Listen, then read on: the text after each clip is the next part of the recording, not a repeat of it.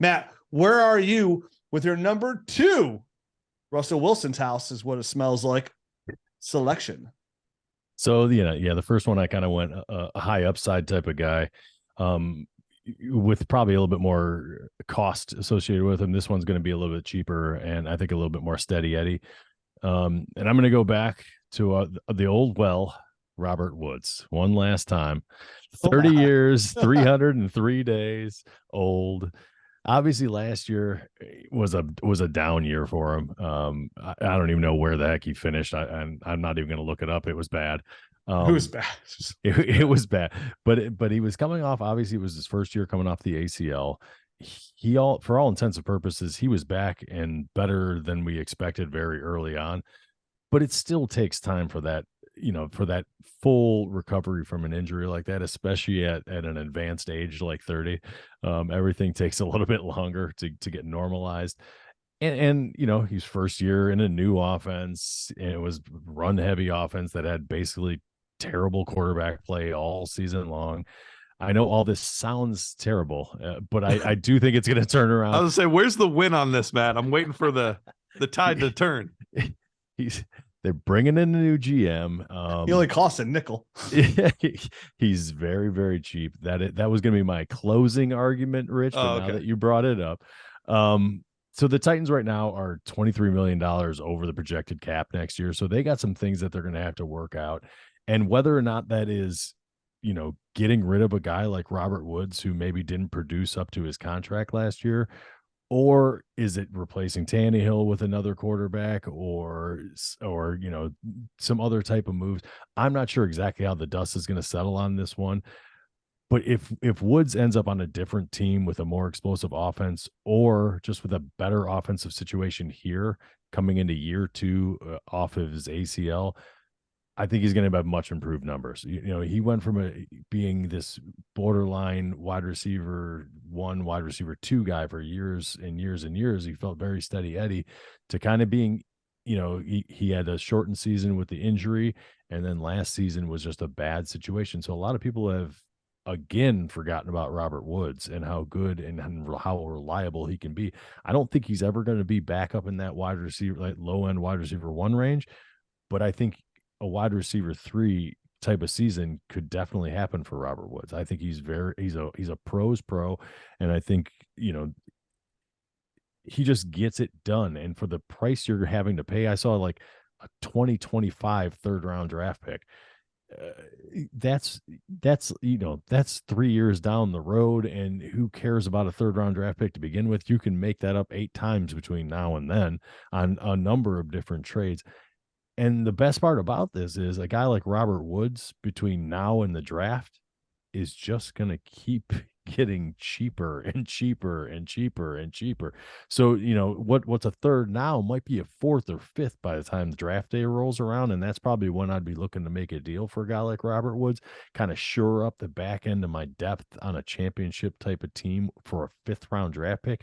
That is a throwaway pick most of the times. The chances of that pick hitting are so low, it's ridiculous. And if you're in a championship a championship caliber team, I'm willing to make that kind of deal all day long to just get some depth and get some peace of mind for a guy like Robert Woods. So what do you guys think on Bobby Trees? Is he still worth the squeeze, or is those 31-year-old knees just not going to do it? I don't know. I get what you're saying. Like, you could almost say like any player that has any sort of a chance to play is worth a 5th. So like if I'm truly giving a 5th, then sure. Like I'll take the gamble.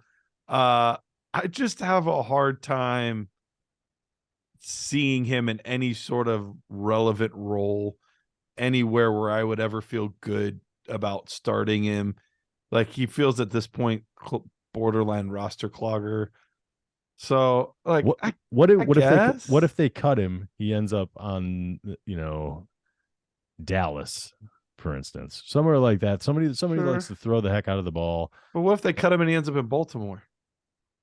Well, That's not a better situation, but it's not worse than he was already in. And what if Baltimore cuts Lamar Jackson? And he'll be 1 year removed. He'll be 1 year further from that knee injury. I think he'll be a better player than he was last year. And he had like 600 yards. It wasn't like he had 200 yards. He had like 585 yards or something like that. If it's a fifth, sure. If it's any more than that, probably no. You're in a rule today that you didn't make this move, my friend. I would easily give up a 5th round pick for Robert Woods. Easily. That would even be a no-brainer. If you have Robert Woods and you want my 5th round pick, you're in a league with me, please send it over. I don't want to see who's there in the 4th, but I would probably consider a 4th for the reasons Matt said as well. One of the biggest offseason moves that dynasty players don't make this time of year, and not just this time of year, let's say this whole dynasty offseason, right? From the spring to the summer to the season start, is not finding players like Robert Woods, these older guys that are so dirt cheap, like Robert Woods is, that they're practically free for depth. Like, Matt's not telling you to go trade for Robert Woods to put him in your lineup. He said, like, go get him. This is a really good depth set in the right situation. Like we mentioned, like a guy like Stephon Diggs goes down in the right situation, you come in and be a solid NFL receiver and give you wide receiver 3 numbers.